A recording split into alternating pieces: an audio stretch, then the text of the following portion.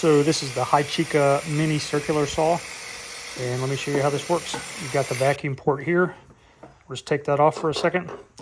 Everything in red is an adjustable piece or something important. Most important thing is to understand this is a safety switch and this is the trigger.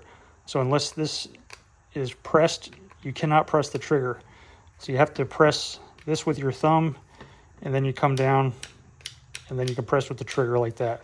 This is just to get better access to the blade or better visibility sometimes. That's all that's for. On this right here, this is your depth adjustment to your workpiece. If I loosen this up, I can go all the way. So this is full depth right here.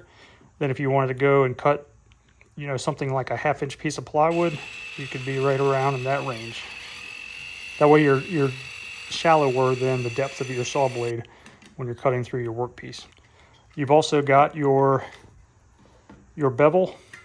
So I turn this like that, and I can go all the way up to a 45-degree cut. All right, so the guide, you've got this little nut right here, and that holds down this piece, and it slides right in there, so it orients like that.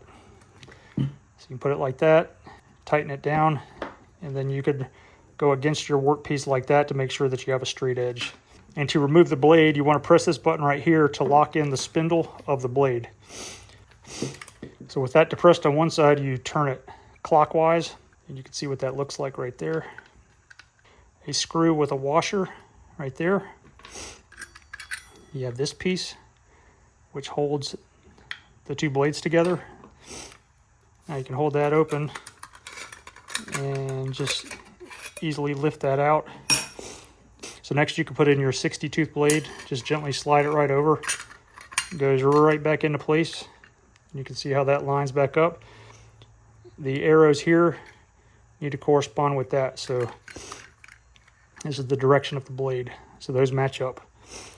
You put this piece back in this direction, slides back into place. It's a straight edge on one side. And then you take your screw with the washer and turn these counterclockwise to tighten up.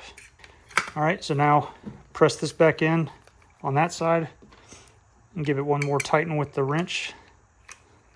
And that's all there is to changing out the blades.